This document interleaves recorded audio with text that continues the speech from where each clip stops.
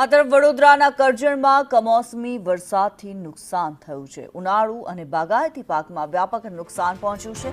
ભારે પવનને કારણે કેરી, ચીકુ જેવા પાકોની અંદર નુકસાન થયું છે।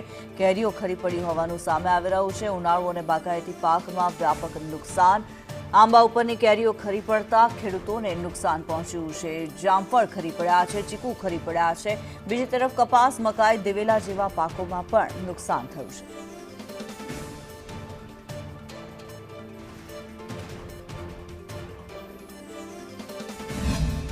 મારા 150 આંબા હતા, એમાં ટોટલી કેરી હતી, એમાં 60% કેરી ગળી ગઈ ને ઘણું મોટું બહુ નુકસાન થયેલું છે।